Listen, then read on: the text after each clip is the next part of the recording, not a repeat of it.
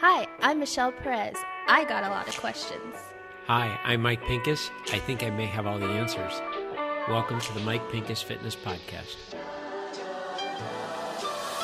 Hey guys, Happy New Year. It's January 2020, new decade. Welcome. Welcome. Hello. We're starting a new season this year. We're very excited about the episodes that are to come. And today is a very special one because we're dedicating it to someone who is very close to Mike. So, Mike, this is basically you're taking over, and I'm just here. Yeah, this is going to be me just rambling on and on and on, but hopefully you guys will enjoy this one.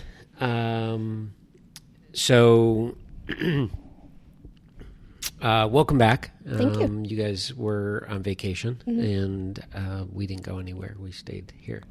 Did you guys go away? We went to Florida again. Over Christmas, New Year's? Yeah, over Christmas. So we spent Thanksgiving with Jonathan's family and then Christmas with mine. And we rented a house in Kissimmee. Did I say that right? Good. I always wonder about that. Is it Kissimmee? Yeah, he makes fun of me all the time for saying it that way. Yeah, you do.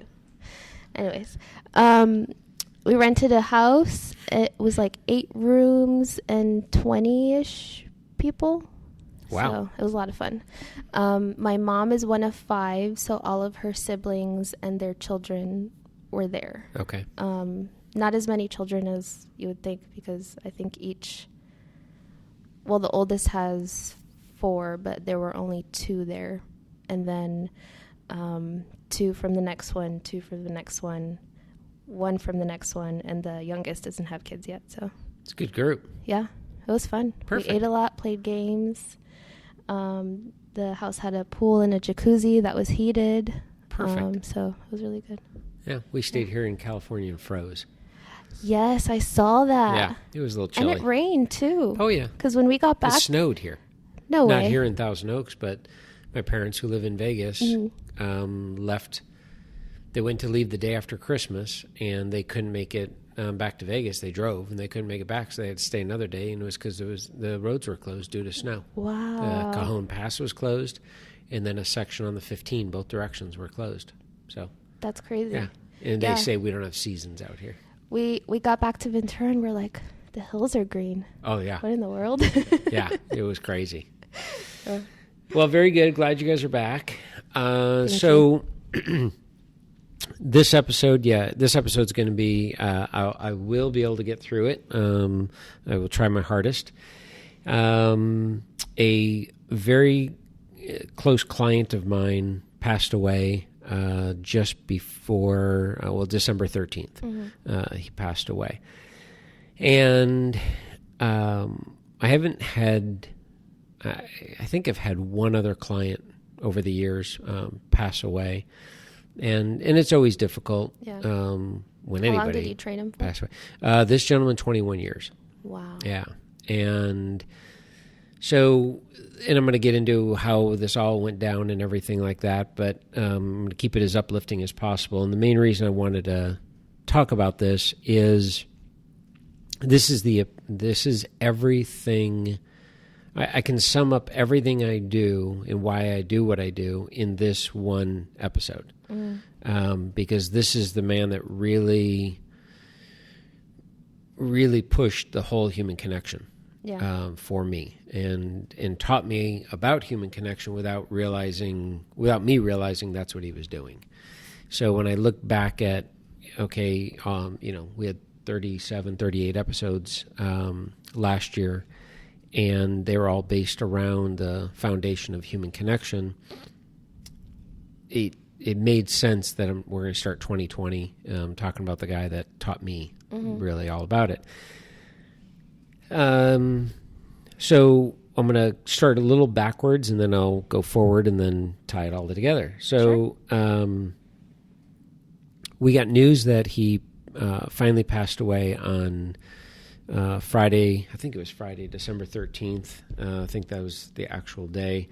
And the crazy thing is that we knew this day was coming for quite some time, in that he had been sick for a little over 6 years. And when I say we, it's a very extended family. He is part of a family that I train, and I am about to train my 19th individual in that family.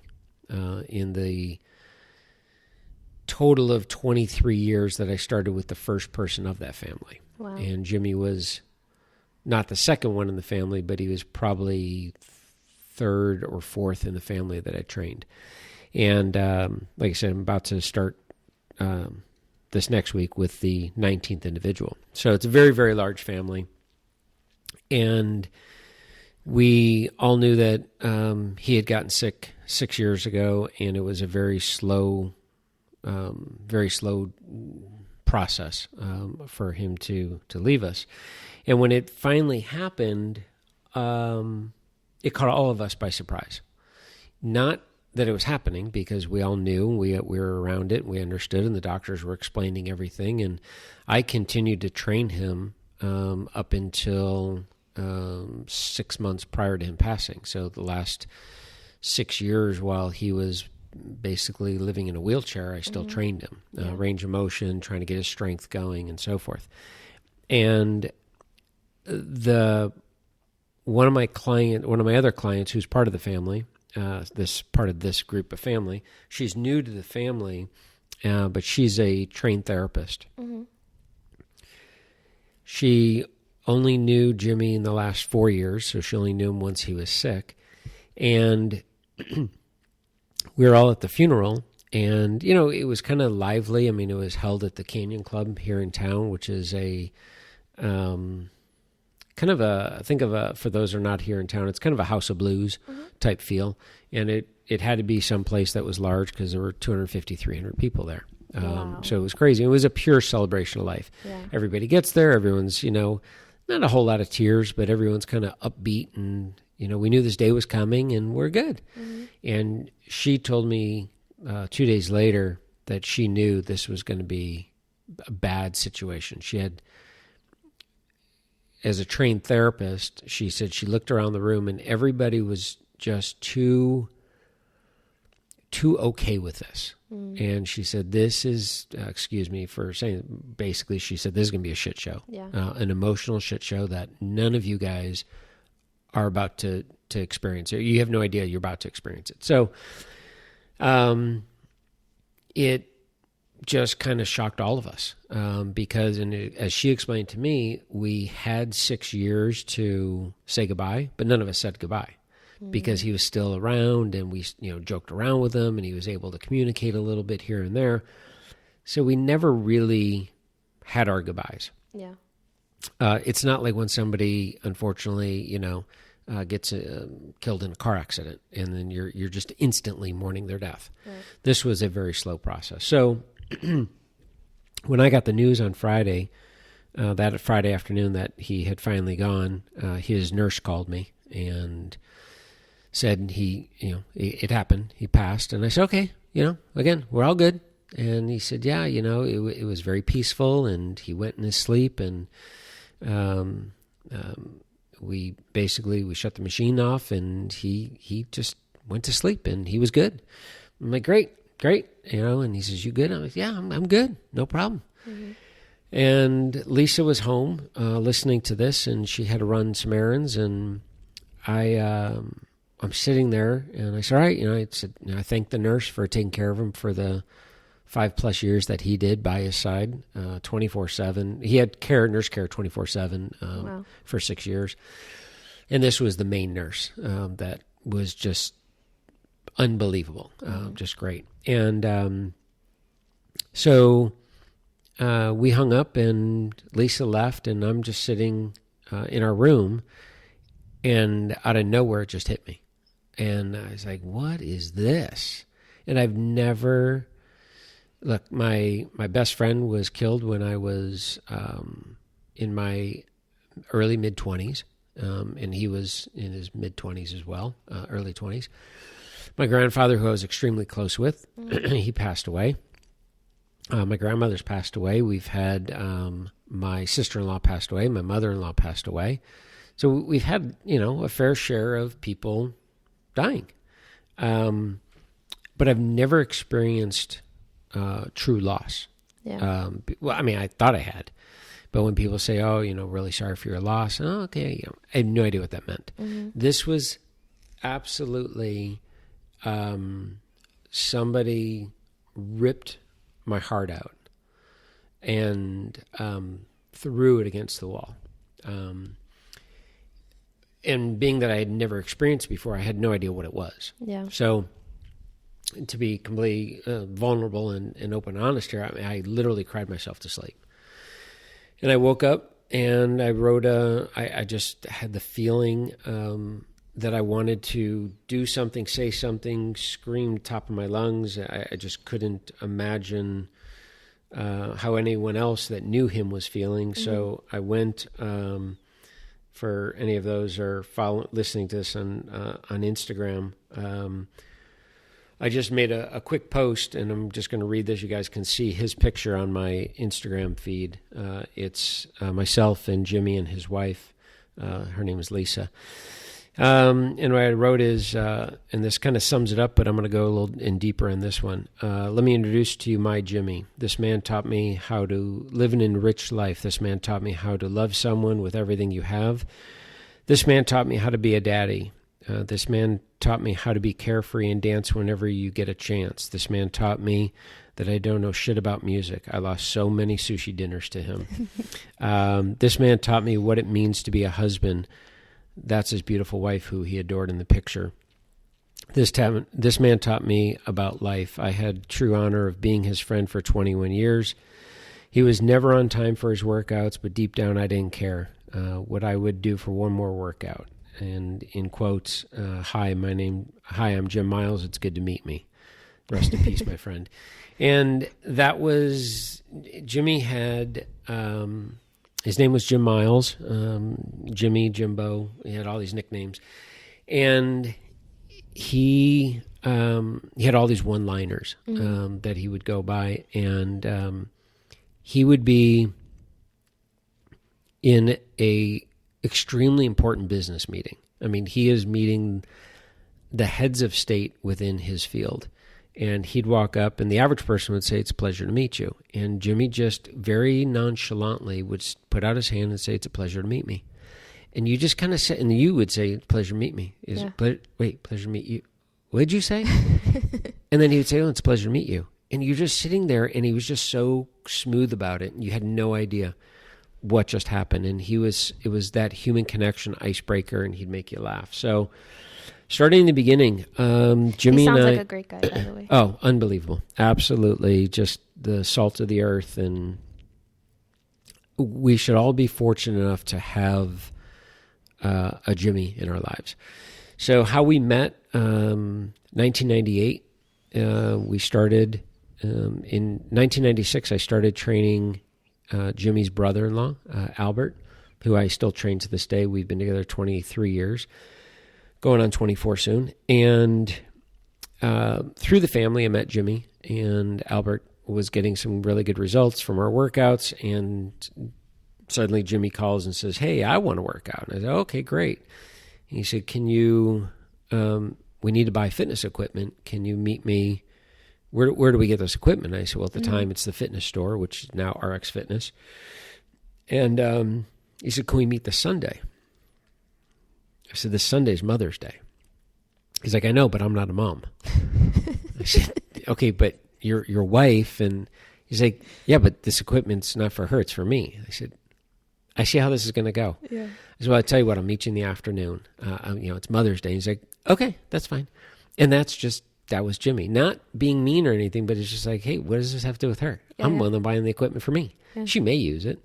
So we met on Mother's Day, 1996, and met at the store and told him everything he needs to buy. And he said, okay, I'm in. Let's just get it all and get it to the house. And he looks at Tim and he said, can you guys, load it up in the truck right now? And I mean, we're buying a lot of equipment. Yeah. Treadmill, bicycle, a big weight equipment. not only financially, but space. Yeah.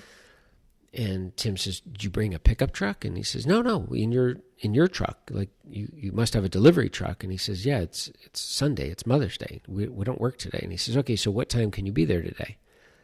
And Tim says, no, we don't deliver today. And he says, that's great. So what time would you be there today? He says, you're not listening. He says, no, I'm listening to you. I'm just wondering what time you're going to be there today. And he says, I can't be there today. He says, oh, how about tomorrow? He's like, well, okay, tomorrow. And that's how Jimmy got it done. Yeah. He's like, today wasn't good. Today didn't work. And Jimmy knew it wasn't going to work, but he sure got tomorrow done. Yeah. And Tim afterwards said, we didn't even have an opening tomorrow. I said, then why'd you give it to him? He said, I have no idea. Something about that, we got it done. And that's Jimmy. So he would charm his way into. Oh, he was the best, but he was so smooth at it, and you didn't even know what was happening. Well, this repeated for 21 years through me training him twice a week. Jimmy's story of athletics and getting injured. So Jimmy played all sports in high school. Played football, played baseball, played basketball, and there's I'm gonna I'll post on my Instagram when this is over. I'll post some of these pictures because I have a picture of him high school football, and when you see the look on his face, it's this. He's got a snarl to his face that is just like no other, and you can just see the attitude. He's got a huge afro, and you look at the picture compared to everybody else in the picture, and it is an absolute riot. That is him top center. You can blow it up. Oh, that's funny. So look at every other kid, and look at the kid below him who's a normal size. Yeah. And then there's Jimmy with a massive neck and just a complete massive fro, and he just didn't care. Yeah. I mean, and he stands out too. Oh, yeah. And that was him. He just didn't care. He didn't care if he got hurt. He didn't care if the ref called, the down is over. He kept hitting, kept going, and he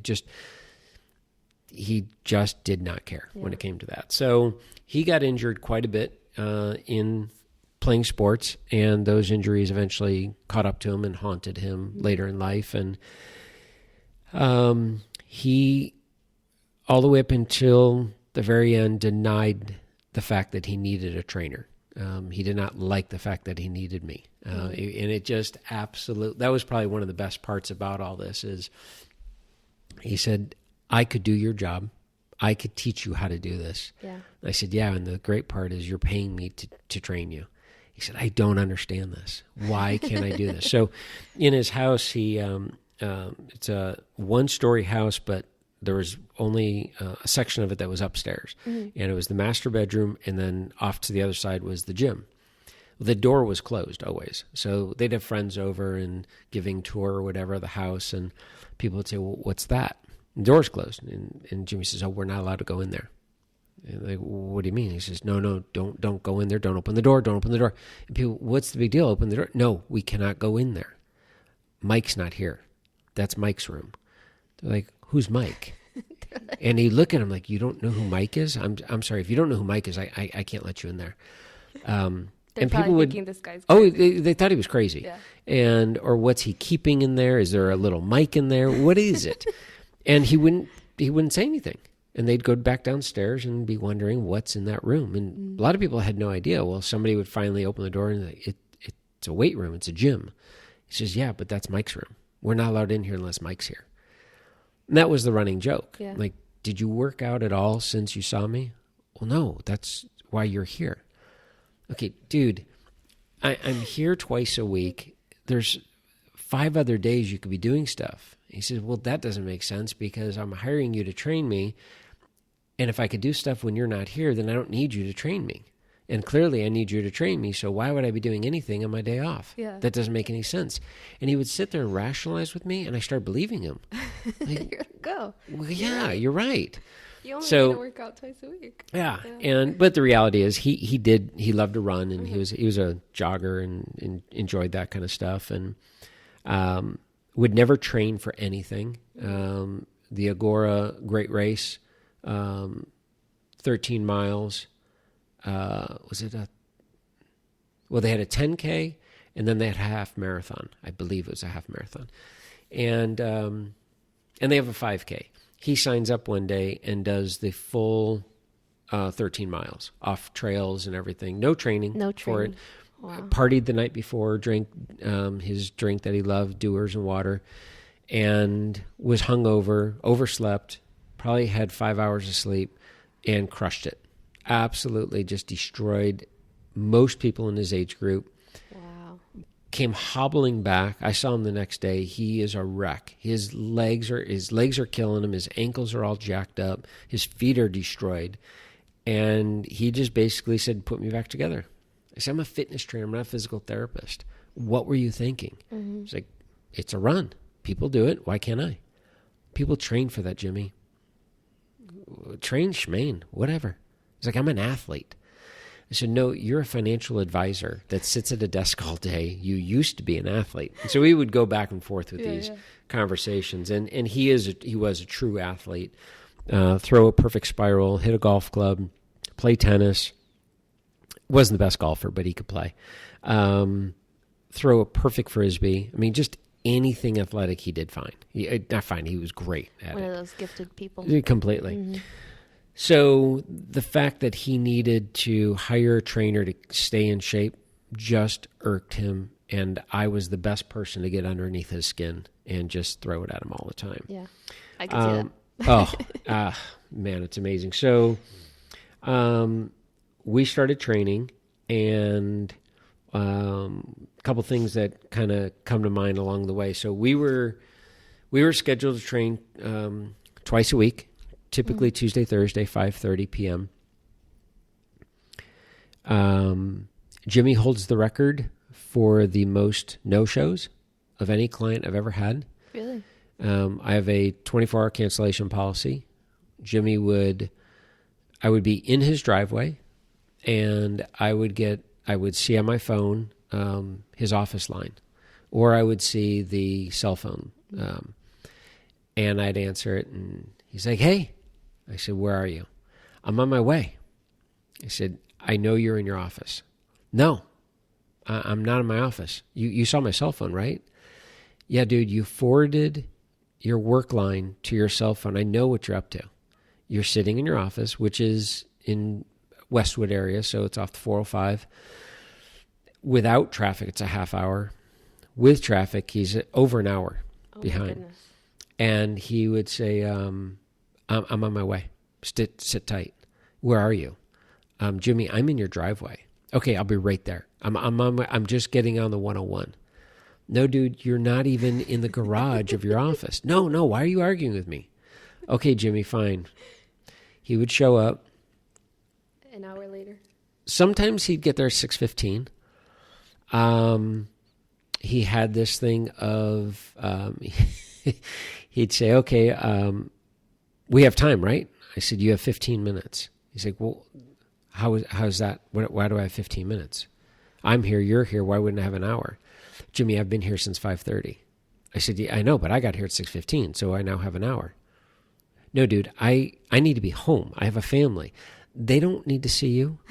They're not in any hurry to see you. They know what you look like. So he would call Lisa a lot of times and say, Mike's going to be late. He just got here.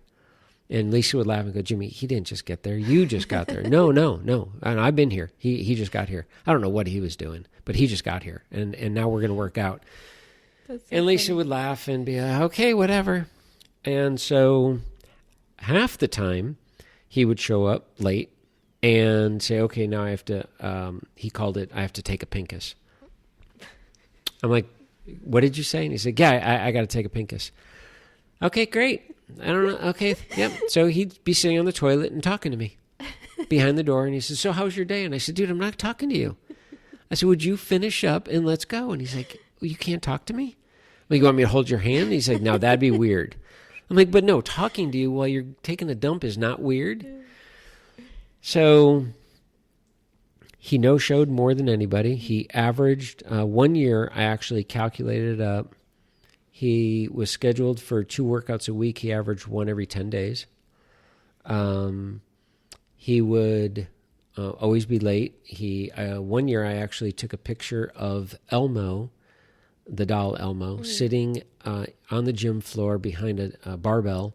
And I posted on Instagram, this was back in 2012, and said, I guess this is my new client today. And because he never came home. Why was there an Elmo in the So gym? the reason there was an Elmo is that he had a grandson, and he went and bought a the real ton. question. You missed that segue. He bought a ton of toys and just threw them into the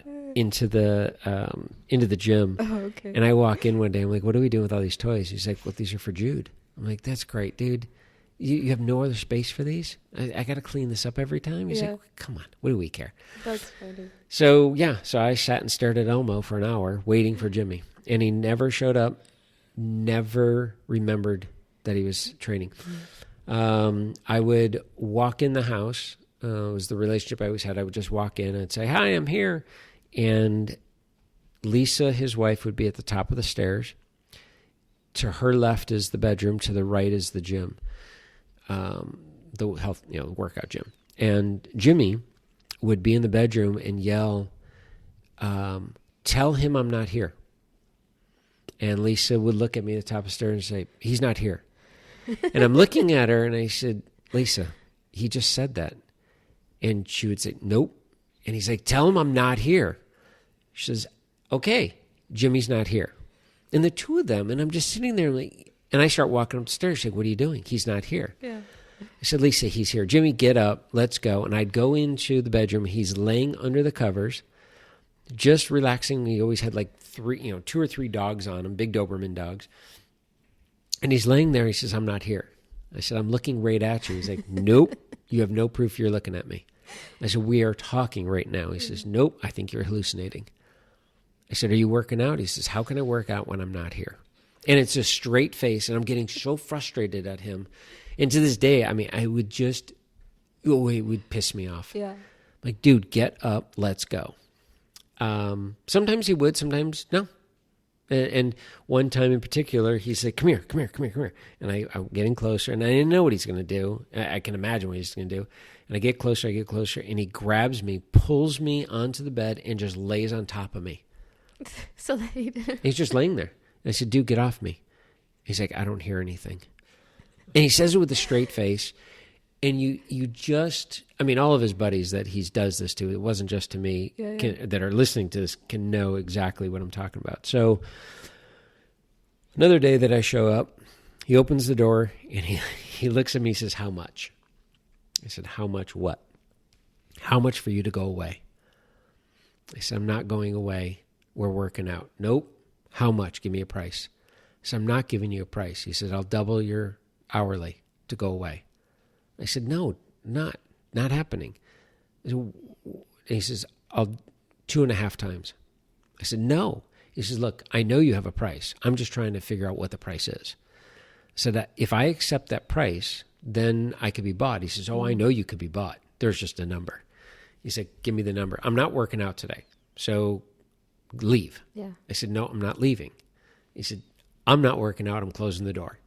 And I said, "We're working out." He says, "I'll tell you what, I'll double the price and I'll take you to sushi." I said, "You got a deal." So we go to sushi and we're sitting there, we're eating sushi, and he says, "You seriously charging me?" I said, "Oh yeah, I'm charging you for double." He's like, "So you're paying for sushi?" I said, "No, you're paying for sushi." And he did that more than once. Yeah. He knew sushi was your thing. Anything to get out of a workout. But the thing was that he loved to work out, and he worked out hard. Yeah. He was in phenomenal shape. Low percentage of body fat. I mean, just a physique of, like, I don't want to blow him up bigger than he actually was, because it sounds weird, but I mean, it literally like a Greek god. Yeah. I mean, it was just crazy. I mean, just in that picture, his neck was huge. Always had huge shoulders, huge legs, had not a complete six-pack, but it was crazy that his physique stayed like that. Let me ask you a question before you continue. Yeah. What was it that drew you to him? Or rather, like, what kept you there? Because if it was someone else who would like I would have fired him in a heartbeat. No one else could probably do that too. So what was it about Jimmy that kept you around? That was really addressed at his funeral. A number of his friends got up and spoke, and they all spoke about their experiences with him. And he has this ability to draw you in. And when you are sitting there looking at him and talking to him, he's not on his phone. The game, a baseball game or football game, could be on, and it could be over your shoulder, and he's not looking at it. You know he's paying attention. You know he's got peripheral one eye on that sport. Yeah. But he is 100% present. And not only present, but he is so engaged in what you have to say that he sees right into what you're thinking. I mean, it is the ultimate human connection. Yeah. And you could say, Jimmy, I have something to talk to you about. And he would just drop everything. And literally in the middle of whatever he was doing. So I think it was that he was a jokester at heart. He loved to play hard. The stories that were told at the funeral started at the youngest story was at the age of 15. And he basically got sick at the age of 53. So in 38 years, what this man accomplished outside of work, which I later then was talking to some of his friends, I don't even know when he worked. I mean, I do know because I was waiting for him, so I know he was at work. But and he obviously worked a lot. Oh, yeah. But the life he lived in 38 years of extracurricular activity, from hanging out with his friends and doing all that stuff and living life. Yeah. If a 90-year-old person had that list of things he did in 38 years, the 90-year-old, we would have said that was a good life. So to accomplish it in 38 was crazy. And I think the common thread of everybody from a different background of his friends that were at the funeral and that spoke, his business partners, his kids, his nieces, his nephews, his extended family, his high school friends, I'm going to have to say the common thread is you felt truly connected to him, almost like it was a string attached to him, and he was giving you a lifeline. And I mean, as weird as it sounds, it's as if the string is attached and your blood and his blood are flowing back and forth, and he knows what you're going to say, he knows how you're going to say it, and he's prepared to have a very thought-processed answer. And he doesn't just blurt something out.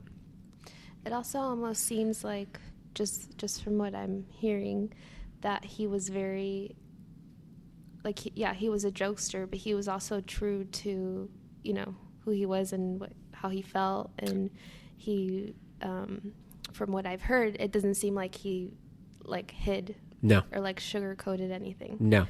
Not at all. Which I think there's a lot to be said in that, in terms of the human connection, because when you're yourself and you don't care what the other person thinks, at all, then depending on who the person is, they'll feel the same vulnerability and then be able to be themselves with the other person as well. So and that's without you knowing him, you hit it right there, is that he did not care what anyone else ever thought, good, bad, or indifferent.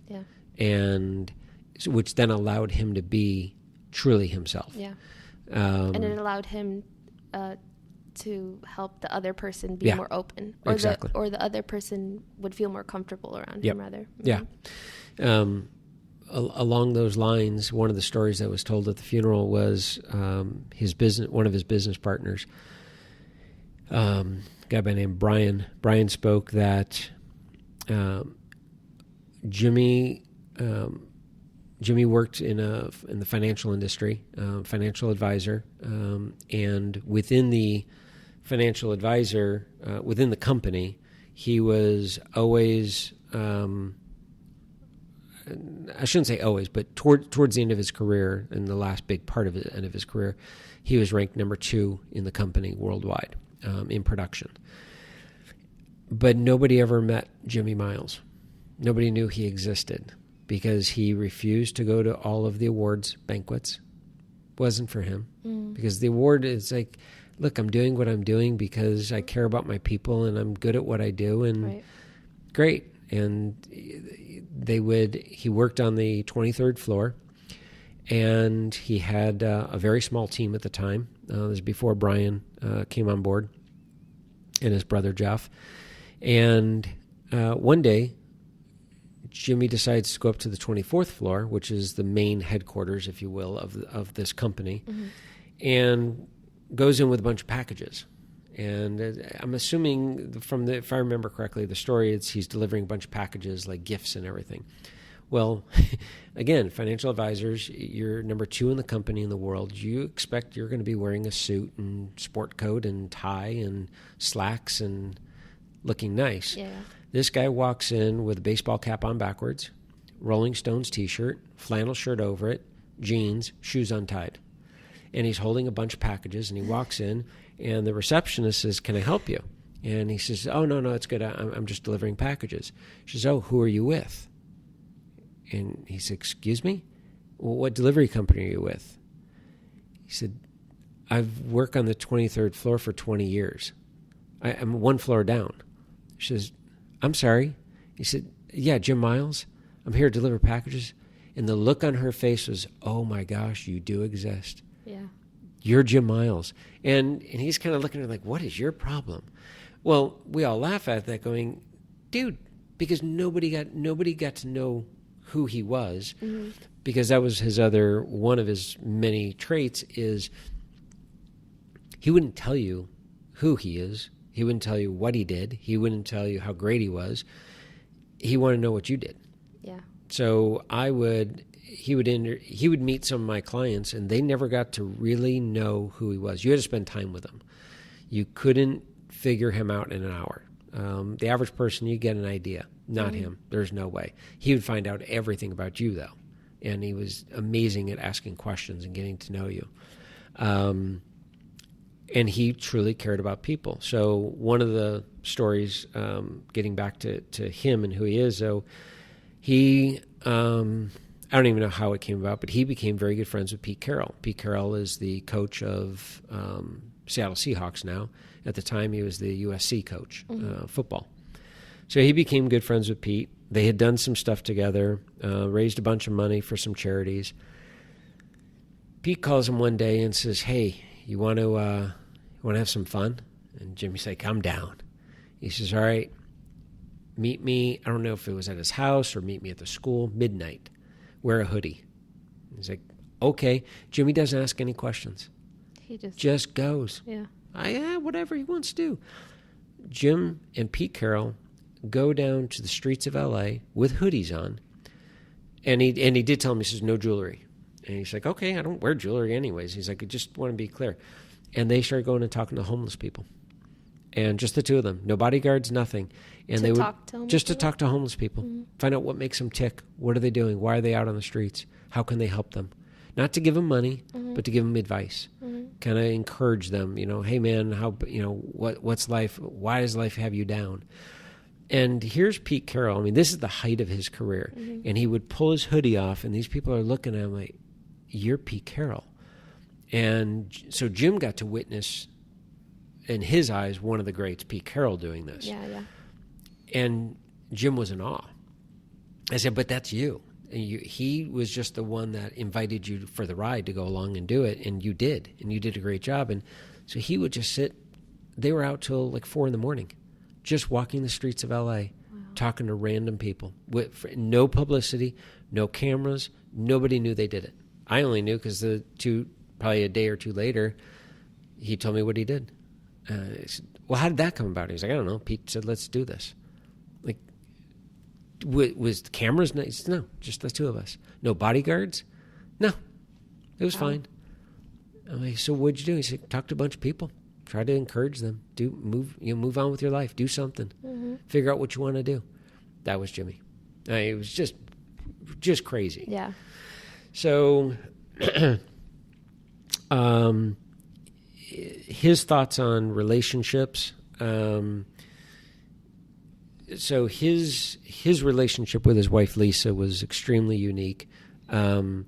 Jimmy lived in a world of a very stressful job, managing millions and millions of dollars for his clients. Yeah. And did you ever see Beautiful Mind with Russell Crowe? Yes. Okay. And he, in that movie, he was handcuffed by his own brain when it came to numbers. And that was Jimmy. He would sit for hours and look at spreadsheets and try to, down to the penny, to balance out and figure out where they're going to invest their money. And now his partners would tell me he would analyze it so deep that in the end it really didn't matter. Like, I mean, he said, one account, let's just say that it's, just for number's sake, let's say it's worth $1 million.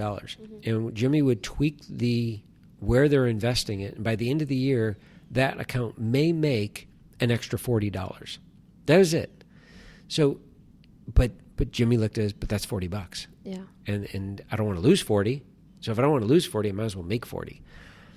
And so it was extremely high pressure position that he put himself really in. So when he came home from work, he just didn't care. And that's where he really taught me about relationship with his wife. And what I mean by that is Lisa would ask him, what do you want for dinner? I don't care. Do you want to go to a movie? I don't care.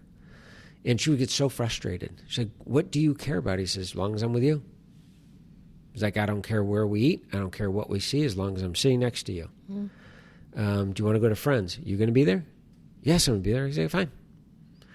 Do you want to sit home? You going to be there? Yes, I'm going to be there. Then fine. He's like, I didn't come, Lisa and I, when I started training Jimmy in 98, Lisa and I were married 6 years at this point. And I was one way or the other. It didn't bother me. I've kind of been that way, but I really became that way once I, in talking with him and getting to know him more in his relationship. And he said, I got married, obviously the person I love and I want to be with. He said, but the thing was that I want to be with her as much as possible. So if I'm not at work and I'm not hanging out with my buddies, which was not rare, but he preferred being with his wife or including his wife. Hey, we're getting all the guys together. He's like, great, let's get the wives too. Well, can't we get the guys? And he's like, yeah, but we can get the wives too. And that was always Jimmy. A lot of times it was just, the wives were like, no, you guys go do your thing. And but when he was home, as long as he was with her, and that was always his answer. And it was just very refreshing. Yeah. So That's was very sweet. Yeah, very, again, being a part of it all.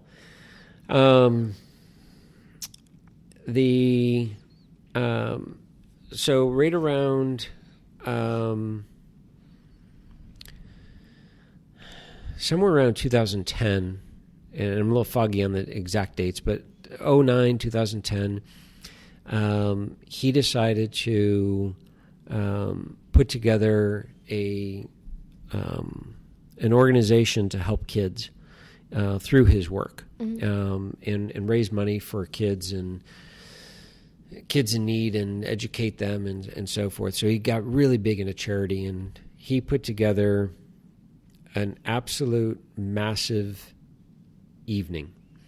And the first year, I think both years, he did 2 years. I don't remember if they were 2 years in a row, but he put together this thing at, I believe it was Beverly Hills Hotel.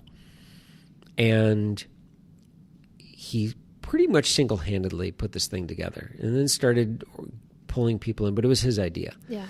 And then he, again, I don't know exactly what part his partners got involved, but eventually they got involved as well. And in one night, they raised $600,000 for charity. And, I mean, it was the who's who. And they honored this person, but in order to honor this person with some award, you had to buy into the table. You had to buy a table, and you had to buy food, and it all went to charity. if that wasn't, while he's still running his business, and if that wasn't big enough, it was either the next year or a year after. It was very close. He made a goal. He said, I'm doubling it. And sure enough, $1.2 million in one night. Wow. And I mean, it was just unheard of that he would do it. And that second year, if I'm not mistaken, less than 30 days before, the venue got pulled from them. There was a mistake in calendar, and then they had to switch venues, and it was a nightmare. He pulled it all together. He was stressed out of his mind, but wouldn't miss a workout. Well, sometimes he would, but I mean, he just went on with his day, and that was it. So, Lisa and I get involved in my daughter's dance team in high school in right around 2013, and I'm talking to him while I'm training him, and he's, asking, what's going on. And I said, I'm president of the Booster Club, and, we have to raise money, and it's all about, getting kids to be able to dance, and they can't afford the program. And so he's coming up with, we're coming up with different ideas and this and that, and he's kind of throwing ideas, and he's listening to the ideas that they currently have done. And your typical bake sale and car wash. And I said, I have an idea, but I think it's kind of kooky. And he's like, let's hear it. And I said, there are so many people that need to see these kids dance that will never get an opportunity to, unless you go to a competition, which is a 2-hour drive, and you're there all day. Or if you come to our high school once a year, we do a spring concert, but it's just not the same. And my clients and those that I know that would really love this program and would want to donate to the program to get more kids involved in the program, they need to see this. So he said, let's put on a rock concert. I'm like, okay, how do we do that? So between myself and Jimmy, and then Jimmy's brother-in-law, Albert, who again is the one I still train, the three of us, and me bouncing back and forth ideas to those two, they helped me organize and build a rock concert at the Canyon Club. Wow. And we had, I had, at the time, Lisa, my wife, was the treasurer, and I had a vice president named Gia. And Gia had a lot of connections to music groups. Ultimately, what we built was Tom Petty's right-hand guitar player is Mike Campbell. Gia grew up with Mike Campbell. Mike Campbell played with his band at the Canyon Club. We had a few opening acts. We had a silent auction. We had a live auction. And the kids danced live to Mike Campbell playing up on stage. And they danced live. And prior to this evening, the most we had ever made was $20,000 for the dance team. We did a spring concert. It took us 4 evenings to make that. A ton of work for the parents, clean up, set up. Everyone had to work the event and everything. So 4 evenings of the concert. 4 evenings of the concert, and we profited $20,000. Wow. Which was good. That was always our big thing. To run this program, it cost us $200,000 a year to run the program. So we needed money. Yeah. So my goal was to break that in one night.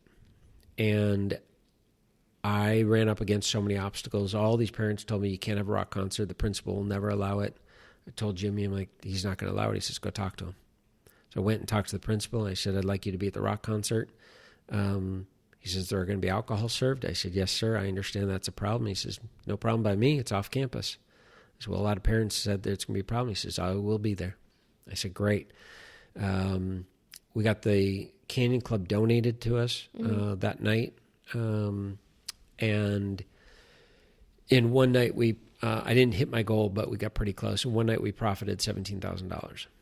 And it was strictly because of Jimmy and Albert telling me how to do it. Wow. And it literally, I would come back and say, okay, we're doing this. He's like, nope, you're going to do it this way. We set up, he taught me how to do the seating arrangement. He taught me how to, VIP section, what you're throwing in. It was unbelievable. He took it on as no different of a project than raising $1.2 million. The crazy part of all this is that rock concert was in, I believe in October of 13. Jimmy got sick in June of 13. And he was in the hospital. And he was not able to make it. He never saw the rock concert.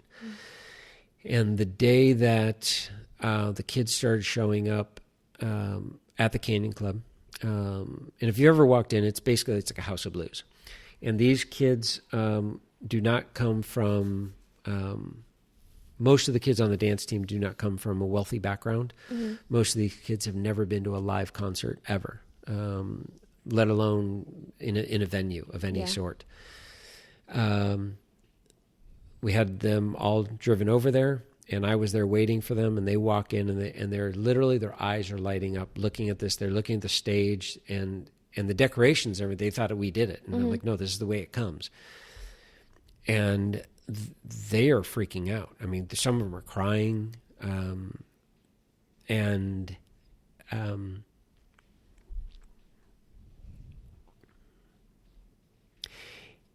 I remember, and I knew at this point Jimmy wasn't going to make it to the concert, but I called and left a message for him, and I had said, it just hit me why I'm doing all this. And it wasn't about raising the money or anything like that. It was literally to see these, they're 14 to 18-year-old kids, and see their face for the first time, see them completely come to life. And so they came, we all filed in, and they practiced, they did their warm-up and everything. We, aside from all this, we created an amazing documentary. One of the dance dads, come to find out, some of the previous dance parents were, they had a falling out with him. They didn't understand him. And just before me, parents just didn't get along. Yeah. I come in and I'm like, I've never met a stranger, So he and I are working on a project. We're painting some props for dance team. And I said, so what, Court? His name was Court Falkenberg. And I said, so you build props? And he says, no, I don't build props. I said, so what do you do? And he says, I'm a director. I'm like, you're a director? He says, yeah, I've directed commercials and movies and videos. Like stuff I've seen? He's like, oh yeah, St. Elmo's Fire, have you seen that? I said, yeah. He's like, yeah, the video. I said, nobody mentioned any of this. So while we're working on this thing, I said, you want to make a documentary? He said, I'm in. So we put together this documentary and we surprised the dance director this evening of the dance concert to explain the whole program and explain it all. And we interviewed a bunch of her past students who have moved on and have become mothers and fathers and have kids now and are dance directors. It was just absolutely amazing. And I learned all of that through Jimmy, because his whole thing was, I don't care about anybody, their background. I don't care. They all have a story. Right. And it's the thing I've said is, my grandfather taught me, everyone has a story, and every story should be told. And that was how Jimmy lived his life. So what's your story? He'd walk up and say, what's your story? Because you had a story, and he just wanted to hear it. And so we did all that. And I remember calling and leave a message. So he and his wife called from the hospital, and he said, I'm on my way. I'm getting in the car. And he was, unfortunately, he got sick, and it affected his brain, and he was a little out of it, and he didn't understand that he wasn't going to be there.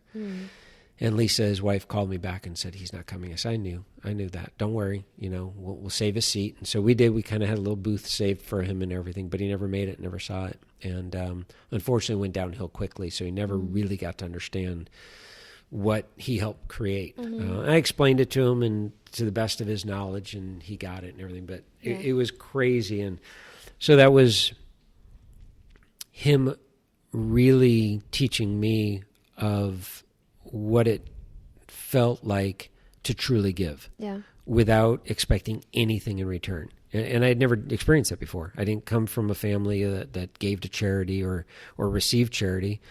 we just lived our life. So I never knew what that truly meant. And yeah, we donated to charity, and we would, do the fundraisers with my daughter's dance and cheer teams before we got involved. And we would be at the car wash and all that, but you're just going through the motion. You had no idea.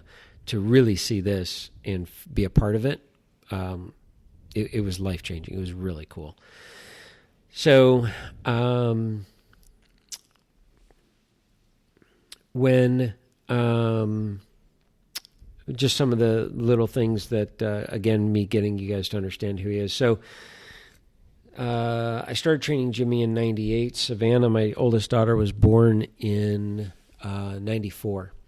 And so when we started training, right around the time she was about 5 years old, I had mentioned to him that she's a math whiz. I mean, she's really showing numbers. And he's like, really? I said, yeah. I mean, she's just very analytical, and she's very methodical in everything she does.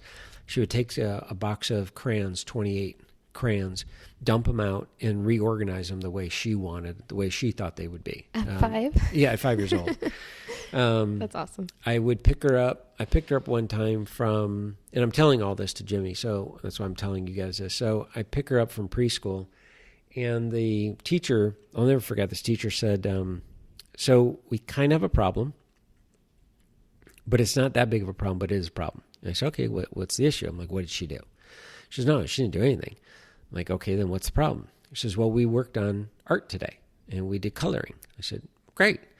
And there's up on the wall all these pictures. And she says, can you pick out your daughter's picture? I'm like, looking, and I'm looking, and I'm like, oh gosh, well, hopefully it's not that one. Hopefully it's not that one. And I'm looking, and so I'm very anal when it comes to detail. Lisa's the same way. Yeah. So I said, well, okay, that one's yours, being the teacher's. So I'm like, okay, which is the next worst one? I'm like, all right, I guess it's that one. And she says, mine's not up there. I'm like, so whose is that? She says, that's your daughter's. I'm like, wow, she's good. She says, that's the problem. I'm like, well, how is that a problem? She says, look at the rest of them. The rest of them are normal. That's not normal. And she says, and that's a problem. I said, she's a perfectionist. What's the problem? Yeah. She says, that's a problem. I'm like, I don't see a problem with it. And she says, okay, now I'm starting to see where the problem is. Yeah. So she gets, another time we're picking her up from kindergarten. It's the end of kindergarten. And she says, okay, well, we want to explain something to you. Your daughter is not ready for first grade. We said, okay. So we hold her back. She says, no, she's ready for second grade. I'm like, okay, great. I'm like, you can't do that. She was tiny. I mean, she was always really little. She's like, but she'll be bored out of her mind in first grade. So we're just letting you know this. So I'm telling all this to Jimmy. And I said, and she just, numbers are a thing. And he said, she's going to work for me one day. I'm like, okay, dude, she's 5. He's like, I'm telling you, she's going to work for me.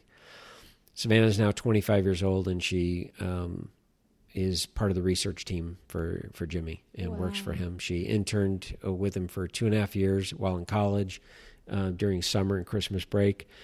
And then they hired her full-time, and they are now, she passed her Series 66, Series 7, and they are training her to basically be a little Jimmy. And there's 3 main partners. Two of them are brothers that were Jimmy's direct partners, and they are just molding her into being what they want. And and she's probably thriving. It's just crazy that he saw it. None of us saw it. There's no way. And he's like, I'm telling you, that's it. So unfortunately, she started working for him, for the guys, once he got sick and was no longer at work. So he never got to see her at the office. Yeah. And she had the opportunity to, she grew up, it's her Uncle Jimmy. It's all, he was a goofball. He would make baby faces and monkey faces and baby sounds. He had the most amazing baby sound voice that you're sitting at dinner and you think a kid behind you is crying like a little baby. It was freaky. And this is who she grew up with. So they had a big office party, and she had called me and she said, Jimmy's here. And at this point, he was really sick and not really knowing what was going on. And I said, go up to him. And she's like, I can't, Dad. I said, go up to him and tell him you're working. I said, he'll get it. He'll know. He'll hear you. I know he'll hear you. And so she walked up to him, and she started crying and everything, but grasped it together and told him. She says, you called it, and I'm working for you. And he just smiled. And so deep down, I know he knew it. And so it's another one of those amazing connections with my family. So he's watching over her still.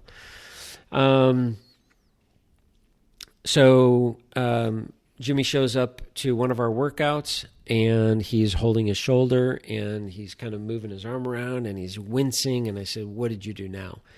He's like, you got to rehab my right shoulder. I'm like, what could you have possibly have done? Like, I know you didn't go anywhere. You didn't do anything.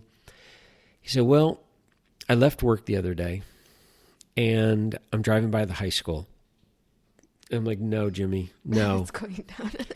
And he's like, I couldn't help myself. So he pulls in to the high school, and there's kids practicing football out on the football field. Gets out of his work clothes, right in the parking lot, throws on his shorts, doesn't tie his shoe, puts his hat on backwards, and runs down to the field. And Jimmy played football. Yeah. And so he says, Coach, what's up? As if they know each other. And Coach is looking at me. He's like, can I help you? He's like, yeah. Can I have the ball? He says, who? Can I help you? He says, I'm Jim Miles. I went to school here.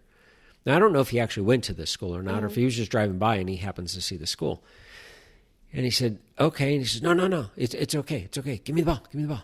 And he's telling the receiver, go long. He said, give me the ball. Come on, give me the ball. Go long. What are you doing? Go long. Give me the ball. The coach throws him the ball.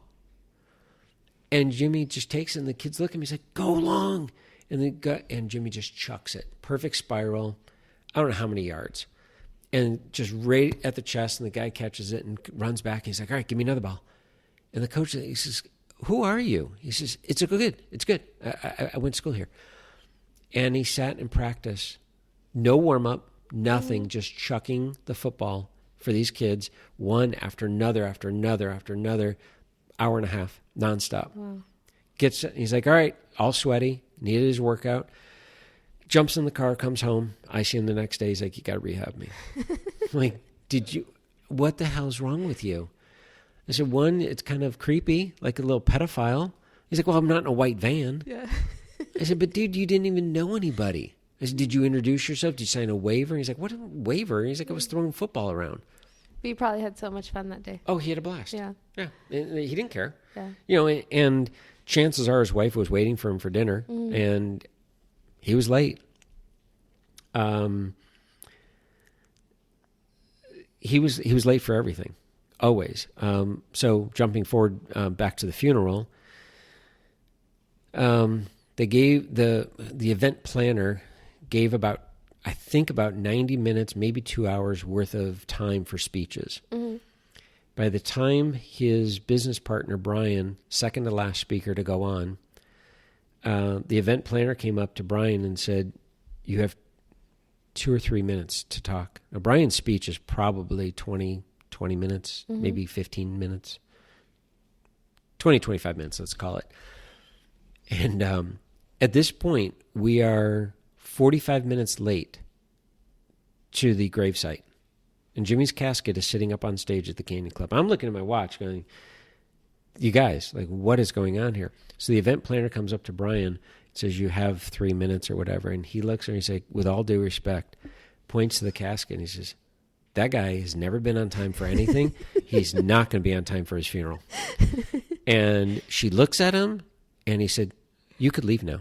And he sat there and talked for 15 minutes. And then the next guy came up and we were over an hour late to the gravesite. Yeah. And the people at the gravesite are like, are you serious? Like, what's going on here?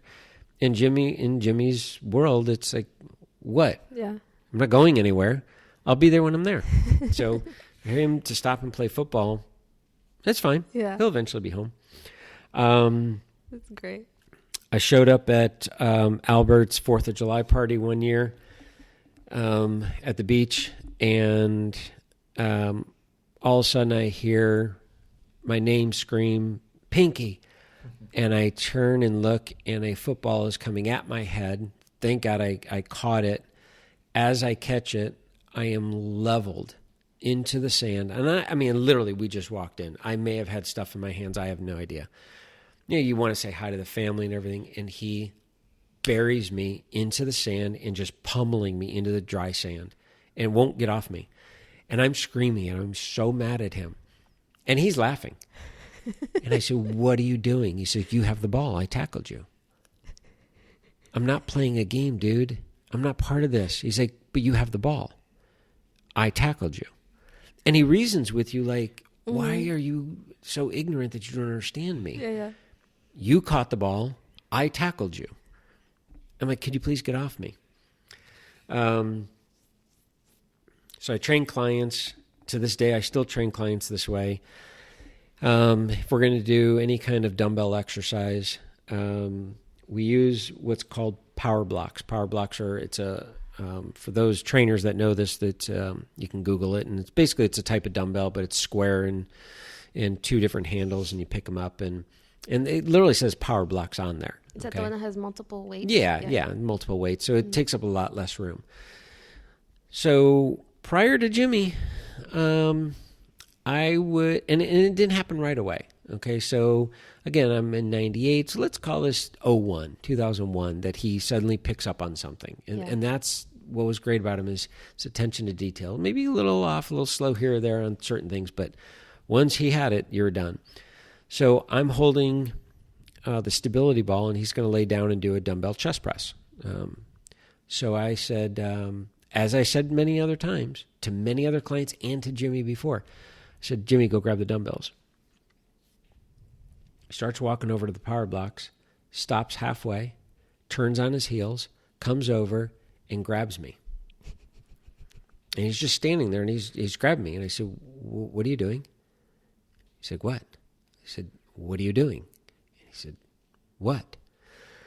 I said, would you go grab the dumbbells? And he grabs me tighter. And now he pulls me in. And I said, what are you doing? Get off me. And he's just looking at me like I'm talking a foreign language. Like he doesn't understand me anymore. Yeah. I said, would you get off and go grab the dumbbells? And now he takes me to the ground. And now we're wrestling. And he lays on top of me. He's 190 pounds at this point. I'm 150. He is pinned out, sprawled out on top of me, cheek to cheek. He's got his face up against my face. And we're looking in the mirror. And I'm cracking up at this point, laughing but frustrated. And I said, what is your problem? And he said, you said grab the dumbbells. I said, you son of a bitch. I said, get the fuck off me. He said, I'm following directions. What is your problem? Why are you yelling at me? You said grab the dumbbells. I grabbed the dumbbell. I said, Jimmy, you know what I meant. He said, I'm following. Did I not follow directions? I said, can you please get off me and go grab the power blocks? He's like, oh, those things? Yes, Jimmy. 2 days later, train him again because I didn't think about it. Grab the dumbbells. Turns around, tackles me. And I'm like, dude, this is not even funny. I said, come on, I don't have time for this. He's like, until I said power blocks. To this day, I now have to completely change my thought process, and it's just how I've gotten used to it. I'm like, grab the power blocks. If a client doesn't have power blocks and they have dumbbells, I actually have to think to call them dumbbells. To call them dumbbells and make sure that this isn't a person that he's not around. Then I'm going to get tackled. And these are the things. And Lisa would be either in her room or she'd be downstairs. She would hear us wrestling. She'd scream up, what are you two doing? When are you going to be done? And he's like, as soon as we're done. And I'm out of here in 5 minutes. He's like, you're not going anywhere. We just started. And Lisa would be yelling at him, you have dinner waiting for you. He's like, oh, that's fine. But Mike just got here. No, Mike didn't just get here. You just got here. He would reason with all of us. That's awesome. And sure enough, I'd leave there around 7:30. He wasn't on anyone else's time. He was not on anyone else's time. He got in. I got into cycling. I got into road riding. And he wanted to be in road riding. Mm-hmm. So he said, can you get me set up on a bike? I said, oh, dude, I think this is a bad idea. He said, no, it'll be great. I said, I just don't think this is going to be a good idea. But okay, fine. So with his nephew, who's one of my best friends, we get him a bike, and Jimmy says, all right, do I need clothing, special clothing? I said, yeah, we need to get you shorts and a jersey. And so we go shopping, and we decide to, we invited one of his close friends. Everybody had nickname. Okay, all of his friends had nickname. Most of them, I don't even know their real names. But this guy is Mike. Had nicknames. He had nicknames for everybody. Yeah, and so his buddy Townie meets me at Jimmy's house on a Saturday morning. The three of us are gonna go for a bike ride. Now Townie, he rides a bike. He lives in Santa Monica, but he rides. Mm-hmm. And so we're gonna take Jimmy on his first bike ride. So Townie's first name is Mike and Michael, and so both of us are out front, airing the tires, making sure everything's good. We're all dressed, we're ready, and Jimmy, come on. And he comes out, opens up the front door. You kind of have to have the visual. He is wearing the black socks, knee-high socks. He's wearing his bibs with nothing else on. He's got a headband on, and he shoved a sock down the front of his singlet, as he called it. I'm like, dude, it's not a singlet, it's bibs. But he is standing there with his hands on his hips, looking off to the sky, just standing there, with his cycling shoes on too, just staring off. And Townie and I are like, dude, come on, let's go. He doesn't say a word, doesn't crack a smile, nothing. He doesn't until you acknowledge what he's doing. We're like, okay, we get it. The singlet, great. Nope. Great, you put a sock down your pants. He's like, oh, hey guys. We go off riding. The ride went fine. Did he put a jersey on, I hope? He tried putting the jersey on underneath it, underneath the bib. And he legitimately thought that's the way. And I said, dude, no, the jersey goes on over. He's like, well, that makes no sense. And I said, come on. Why are you going to argue with me on this? This is not your world. You're coming into our world. And he's like, well, I think that's wrong. I said, just put the jersey on over. So he did. So that was all fine.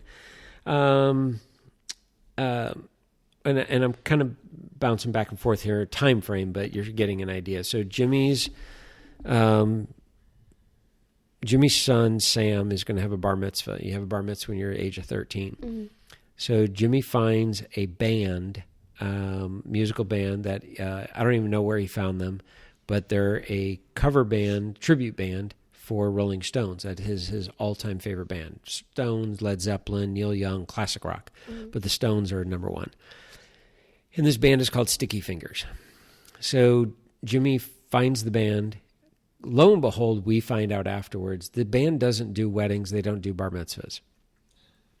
Apparently, you pay somebody enough and they're going to do it. So Jimmy says, no, I'm having my son's bar mitzvah, and I need you guys to be there. And we don't do bar mitzvahs. He's like, yeah, that's great. So what time are you going to show up to my son's bar mitzvah? Sorry, we don't do bar mitzvahs. He's like, yeah, that's great. So it's on this day and this time, you'll be there? Dude, I'm sorry, dude. We don't do bar mitzvahs. I don't know what you're missing. He's like, okay, it's not a bar mitzvah. I'm having a private party at El Cab Country Club. Can you guys play there?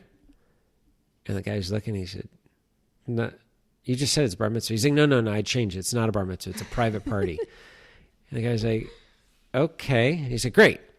So the band gets there, and Jimmy is sitting in the bar with Lisa. The band shows up. And Jimmy gives him the money, and he says, and Jimmy looks to the band and says, what time do I go on?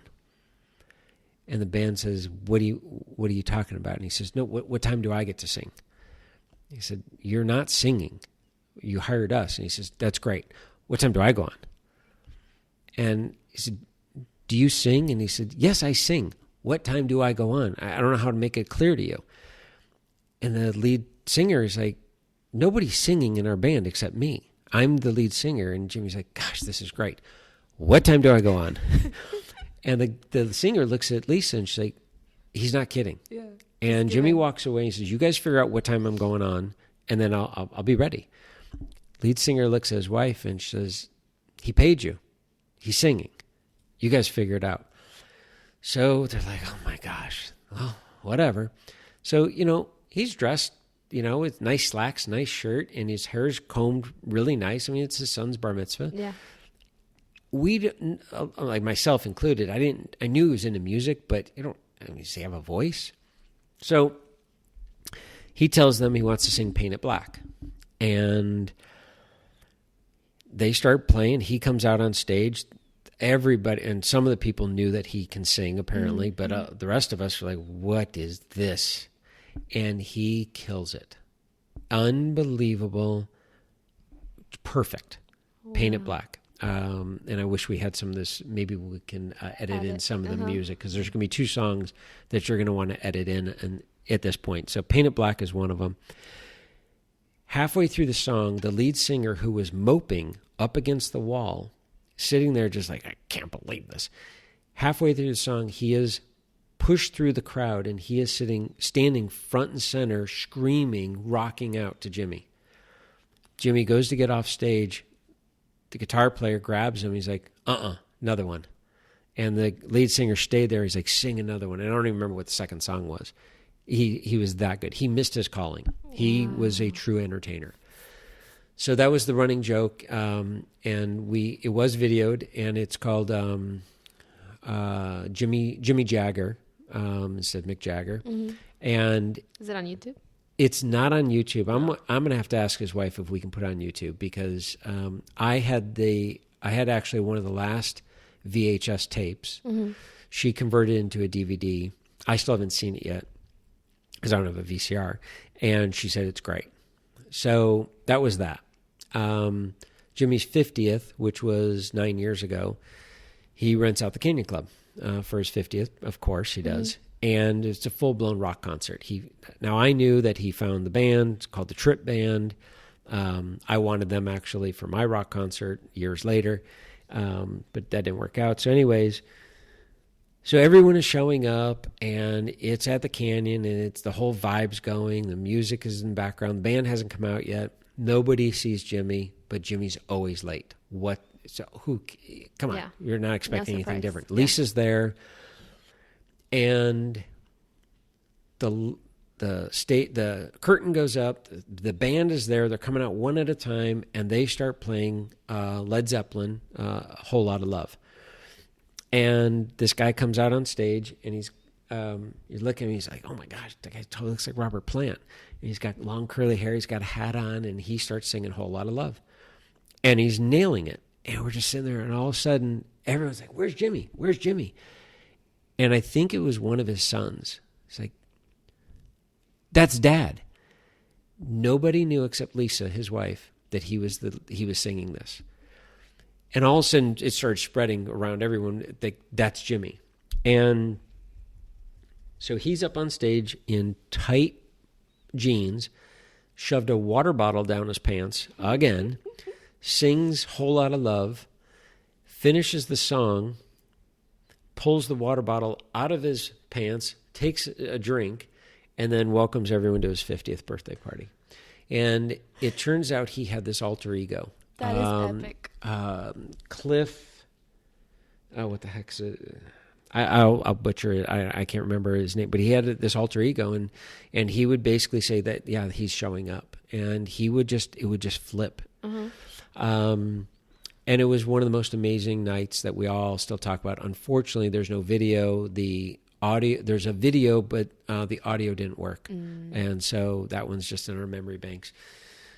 A good memory to keep. Oh, yeah. So it happened a third time in that I knew of. We were in our workout, and this is a few years back after his 50th. And he said, hey, we got to hurry up. I got to be at the club. Like, what club? He says, I'm performing. Like, performing what, dude? He says, Neil Young. Like, you're performing with Neil Young? He's like, no, duh. Like, okay, what? He says, I'm singing Neil Young. I said, you're singing with Neil Young? He's like, no. He said, gosh, why do you have so many questions? I said, because you're not explaining anything to me. Well, it turns out that one of his close friends, who's a cantor, put on this show, and Jimmy said, I want to do a Neil Young song. Of course, picked the most obscure Neil Young song no one had ever heard of. Mm-hmm. And the band learned it, and Jimmy comes out, and he's got the mutton chops, the wig, and the hat on, and he starts singing like it's Neil Young. It's amazing. This they had video of. I had never seen it. At the funeral, they dropped the screen down, and they play it. And the first time I had ever seen it, oh, man, that just tore the house down. Like, this is what he was all about. It really was something else. All right, I'm going to wrap this up here. His wife bought him a set of bongos. Thanks, Lisa, for buying bongos and putting them in the gym. I show up one day and there's a flipping set of bongos in the gym. I said, why are there bongos in the gym? He's like, well, where else am I going to put them? I'm like, why would they be in the gym? There's no room. In the middle, we'd always play music. Mm-hmm. We had this game of guess the song. I thought I knew music. It started out, I bet you $5. You don't know it. I'm like, dude, I got this. And I screwed up every time. I didn't know who it was. I didn't know the name of the song. I thought I did. And it wasn't even that obscure songs, but he knew music.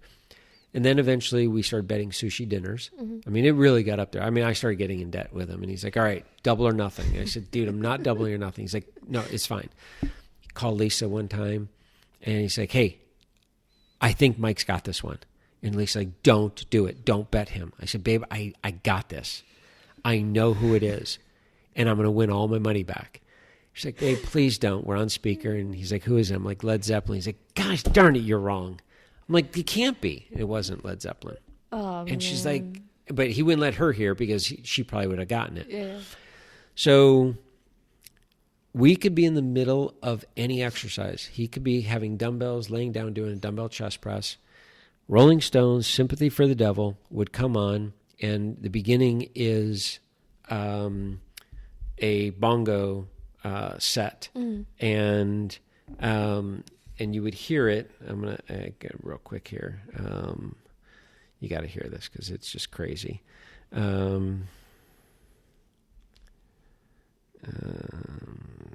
Sorry about that. Okay, so here's the beginning. Oh, hang on. This is the advertisement. So this song would come on, and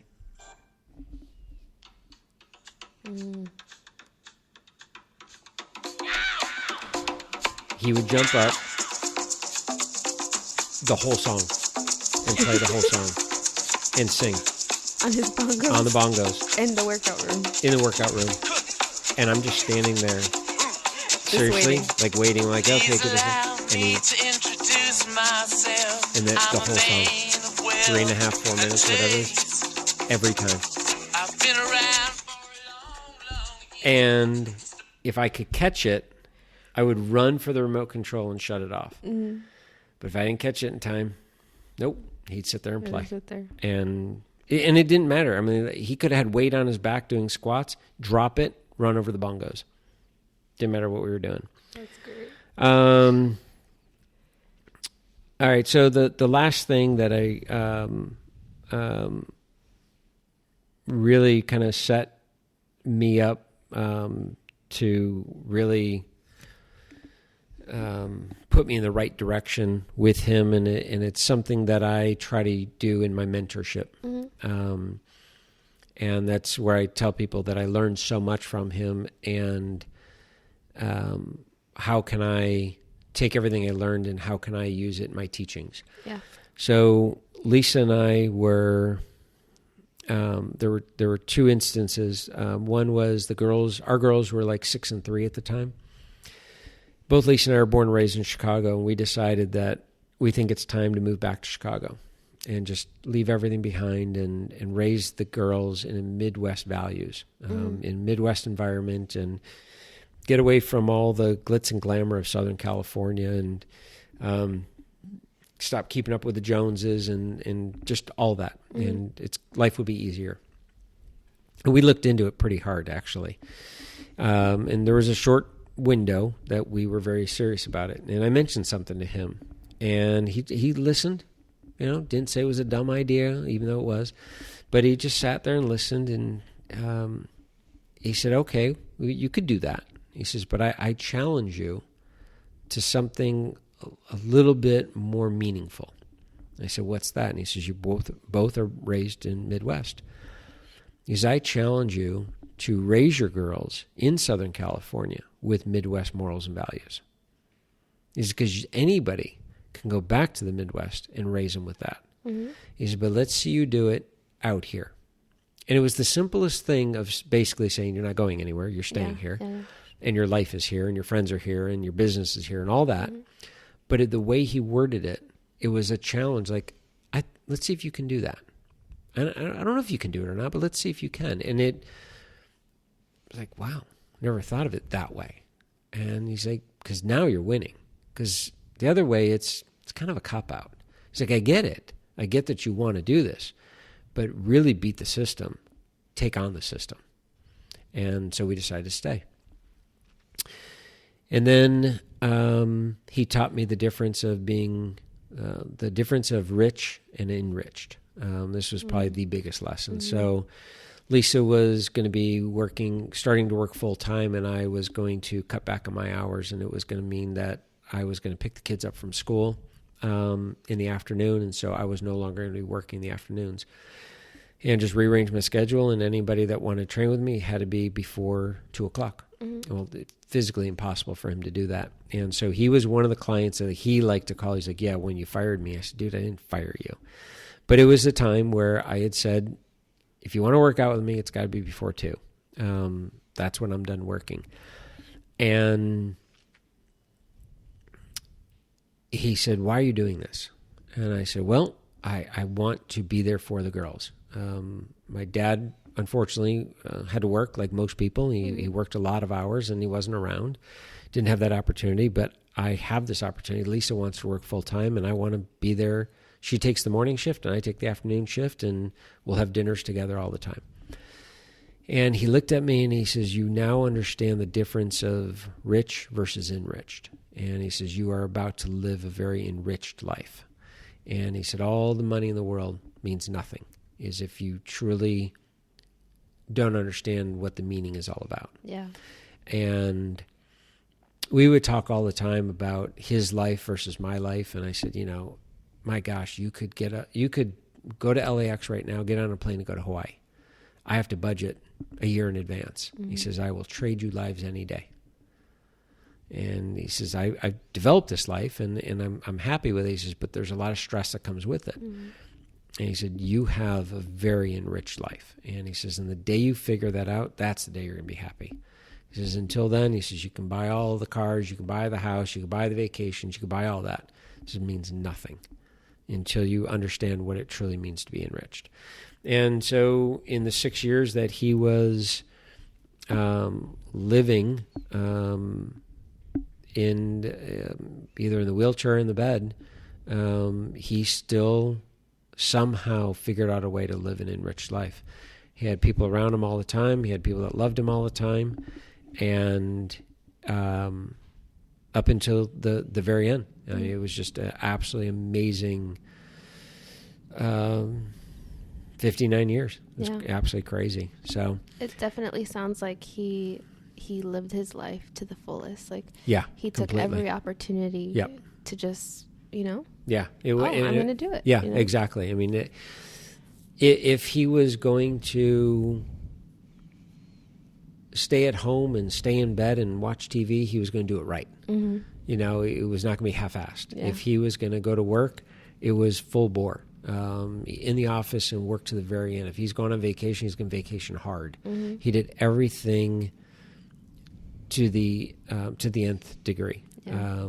And he didn't go about teaching that, but he just lived his life like that. So those of us around him, got to experience it. Yeah. And it's pretty phenomenal. Yeah. So what a blessing to have someone like that in your life, Yeah. Oh, just to remind you of what really matters. And right. It sounds like he had a lot of things, but also understood the importance of just living your life to the fullest and having the people that you love around you, and just being like a genuine, true to yourself person and loving everyone around you. Yeah.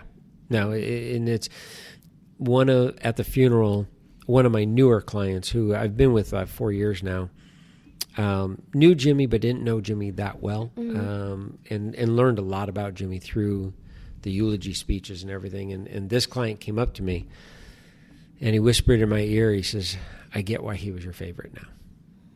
And I said, I don't want to put that label on one person, but I'd have to, because it was more, and this is kind of what comes back to that human connection I talk to trainers about. Recently I was talking to a trainer, and he wants to go through my mentorship program, and now I'm asking the questions, why? Why do you want to go through? Yeah. Where in the past we're like, all right, let's do it. And I asked him, I said, why is it you want to go through? And he says, I want it all. I'm like, well, what does that mean? He says, well, I want a house like you have. I want to live the life you're living. I want to be able to go on vacation. I want to support my family. And I said, nope, that's not it. He's like, what do you mean? I said, that has nothing to do with it. I didn't get into this because of that. I am a true, what I would call an accidental success in my world, in my story. I got into it once I realized that I was good at it. It was all about connecting with people and helping people. Yeah. But it was figuring out how people tick, and if I can do that and get deeper into the core of everything, then the exercises are nothing. The nutrition, that's easy. All of that is easy. It's figuring out why they do what they do, and that I realize now.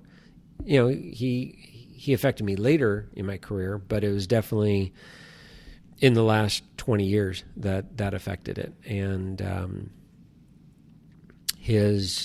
although it's his brother-in-law, but they called each other brother, Albert's right there. It's very, very similar teachings. And then I started looking at the rest of my clients. I'm like, wow, a lot of my clients that I gravitate towards me, that the referrals come to me, there's a lot of Jimmy in them.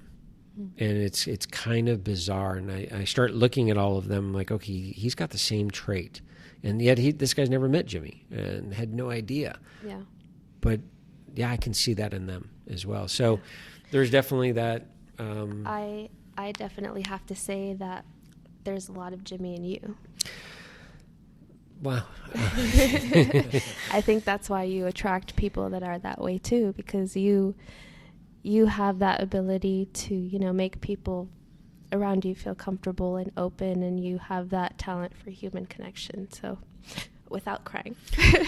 Thank you. I just have to say that. That was good. I didn't see that. It's true. No, I can acknowledge it. It's very difficult to take that on, that responsibility, I guess. But one of the 19 family members that I've trained of that same family, he and I are actually talking on Monday, completely outside of the world of fitness. He's going to be 30 years old, and he was very close to Jimmy as well. It was his Uncle Jimmy, and I said, we need to guide you. I said, you're destined to do something. And I said, what you're currently doing is not what you were designed to do. And I said, we need to figure this out. And I said, you want to have coffee? He's like, I'm in. And I said, I'm going to channel my best Jimmy that I know how. So I'm very, very fortunate. And the reason I wanted to talk about this is a trainer would be, I don't believe in luck. I think we put ourselves in the right place, the right time with the right people. This would be winning the lottery, is if a trainer can get their own Jimmy. and have the pleasure, even if it's a year, Yeah. to train somebody like him. And I had 21 years. I don't know if there'll be another one. It is some, there are some people that say that they come across a great business idea and they can do one, but they can never do another one. Could Steve Jobs do another Apple? Could Jeff Bezos do another Amazon? I don't know. Yeah. I don't know if I'll ever have another exact Jimmy. They'll be close. There's no question, but Yeah. I'm thankful for him every day. I'm thankful for his wife and all of his relatives and his brother and his sisters and his dad and his dad's that he still lives on. So Yeah. thank you guys for taking the time. This is a long one, I know, but I think you appreciate it. I hope you appreciate it. If not, you just heard me rambling. So Yeah, thank you for sharing that story and his legacy, and I know that it will continue to live on in you and everyone else that he's touched, and I'm thankful for you sharing that because it touched me as well. thank you. Until next time, we will start fresh next week with a true my thoughts on New Year's resolutions Yes. for 2020 and what we're going to do with 2020. All right, guys. Thank you. Have a good week.